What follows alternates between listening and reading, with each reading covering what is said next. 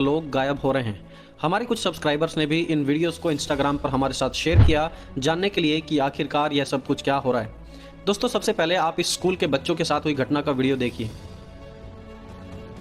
Hey, you kids, step forward, please. Facing forward, thank you. That's what I like. Vanished out of thin air. The kids disappeared. Kids! He called the police in panic, explaining what happened. इस video में देखा जा सकता है कि बच्चे school जा रहे थे। एज यूजुअली एक नॉर्मल दिन था और बस ड्राइवर बस चला रहा था और बच्चों को कह रहा था कि सीधे बैठ जाइए, और फिर सडनली सभी बच्चे बस में से गायब हो गए। ये पूरी घटना बस में लगे सीसीटीवी कैमरे में रिकॉर्ड हो गई थी और इसीलिए इसकी फुटेज आज हम क्लियरली देख सकते हैं कि सारे बच्चे वहां से गायब हो गए। इसके बाद ड्राइवर ने इमरजेंसी नंबर पर कॉल किया, वहां पर पुलिस आई, पुलिस ने आके चीज़ों की इन्वेस्टिगेशन की और पुलिस को भी कुछ भी समझ नहीं आया कि आखिरकार यह क्या हुआ। Got it. Not mine, but Any drugs or alcohol in the vehicle? no, of course not. All right. Sit tight, sir. I'll be right back. Your registration is The woman just suddenly disappeared out of Sarah? thin air, and the officer tried to look for her because her के एक hospital की भी video viral हो रही है जिसमें hospital से लोग अचानक गायब होते हुए दिखाई दिए। यहाँ पर देखिए, ये कैमरे लगे हुए हैं हर एंगल पर और उसमें सडनली देखा जाता है कि अचानक लोग वहाँ से गायब हो गए और उसके बाद हॉस्पिटल में हलचल मचने लगती है।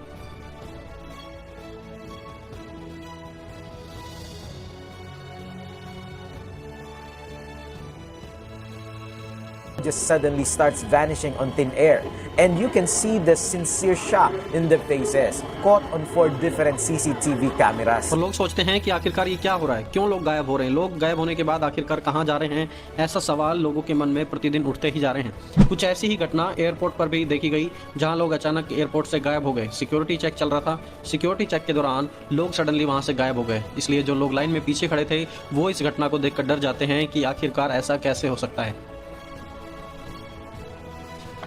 और दोस्तों, इन्हीं सब घटनाओं को देखकर कुछ झूठी शिक्षाओं के ग्रुप्स का कहना है कि यह सीक्रेट रैप्चर है, यानी कि गुप्त रीति से लोगों को उठा लिया जाना। जो सीक्रेट रैप्चर की टीचिंग है दोस्तों, यह एक फॉल्स टीचिंग है जो कि चाइना की कल्ट और कोरिया की कल्टों के द्वारा फैलाई जा रही है, जिसमें बताया जा रहा है कि जो लोगों का उठाया जाना है वो बड़े गुप्त तरीके से होगा। इस प्रकार इस झूठी शिक्षा को फैलाया जा रहा है और ये लोग इन वीडियोज़ का इस्तेमाल करके इस बात को सपोर्ट कर रहे हैं कि देखो, रैप्चर अब शुरू हो गया है। दोस्तों, जब मैंने इन वीडियोस को देखा और इन वीडियोस को देखने के बाद जब रिसर्च की तो 2-3 बातें मुझे वहां से क्लियरली समझ आती हैं। दोस्तों, पहली बात, ये सभी की सभी वीडियोस फेक हैं और स्क्रिप्टेड हैं। Actually famous Bible teacher David Jeremiah के द्वारा एक क्रिश्चियन मूवी बनाई जा रही है जिसमें वो रैप्चर के बारे में भी कुछ बातें करेंगे। तो ये जो क्लिप्स हैं ये एक्चुअली वहाँ से ली गई हैं, लेकिन कुछ झूठी शिक्षाओं के ग्रुप्स ने क्या किया, इन वीडियोस को लिया और इन्हें बीच में से एडिट कर कर अपना बनाकर शेयर करने लगे। इसके बाद जो वीडियो प्रोडक्शन कंपनी है उन्होंने भी एक इंटरव्यू में बताया कि ये वीडियोस उन्होंने बनाई हैं और ये वीडियोस रियल नहीं है, ये एडिटेड हैं, एडिट करके मूवी के पर्पस के लिए बनाई गई हैं। वास्तविकता में लोग से ये वचन के द्वारा और एक प्राकृतिक आपदाओं के द्वारा और सांसारिक रीतियों के द्वारा और हमारे ही द्वारा, वो कानून हो या पार्लियामेंट हो या कानून व्यवस्था हो या किसी भी ओहदे पे हो या देश की हर एक प्रकृति क्यों ना हो, वो हर एक बात हमें सिखा रही है। अगर हम इस चीज़ को नहीं जानेंगे तो हम परमेश्वर के होने के बाद भी परमेश्वर के नहीं कहलाएंगे। ये हमारी कमियां हैं कि आज हम ईश्वर को जानते कब है, जब हमारी नीड होती है, जब हमारी आवश्यकताओं की हमें बहुत ज़्यादा ज़रूरत होती है, तो हम परमेश्वर के वचन के पास जाते हैं, उसकी आराधना करते हैं, उसकी स्तुति करते हैं। और जब वचन हमें अपने पास लेके आता है तो हम उसे नहीं देख पाते। इसी तरह वचन देखो, आप कहीं संकेत आपको इस तरह के मिलेंगे, कहीं तूफान आ रहा है, कहीं बाढ़ आ रही है, कहीं जलजला आ रहा है, कहीं भूकंप आ रहे हैं।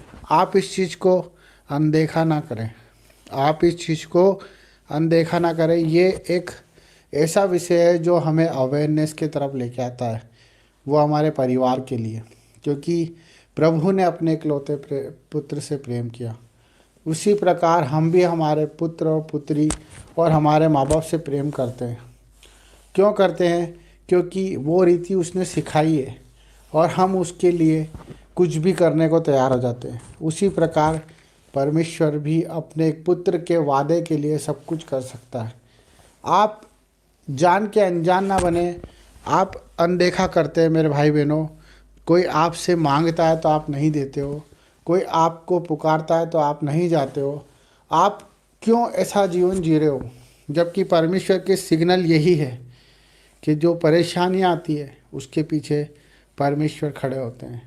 पर जो परेशानियों को देख के परमेश्वर को भूल जाता है, परमेश्वर भी उसे भूल जाता है। मेरे भाई बहनों, आज हम बहुत से भाई उन दुख उठा रहे हैं जो शरीर की पीड़ाओं में, पारिवारिक पीड़ाओं में, कर्जों में हैं, जो आज एहसान तले दबे हुए हैं, जो बोझ तले दबे हुए हैं, जो आज हिम्मत नहीं जुटा पा रहे, जो आज अपने परिवार को नहीं चला पा रहे।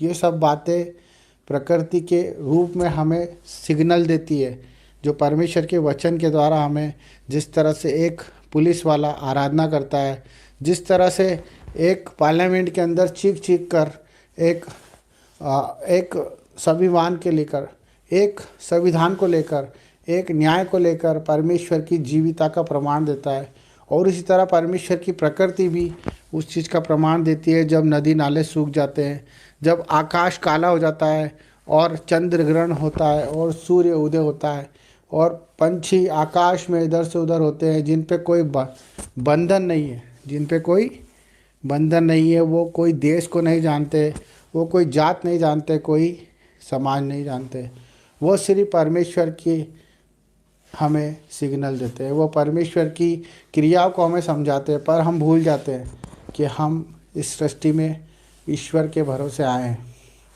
हम परमेश्वर के रूप में, उसके समानता के तरह हम इस सृष्टि में आए हैं। हम जिस दिन अपनी फ़िक्र करना छोड़ देंगे, जिस दिन हम दूसरों की फ़िक्र करना शुरू कर देंगे, उस दिन आपको परमेश्वर की हर एक बात सुनाई भी देगी और दिखाई भी देगी। हमें अपने दर्दों को, अपने दुखों को आज अपने जीवन से निकाल के फेंकना है। हमें उनका महत्व ख़त्म करना है।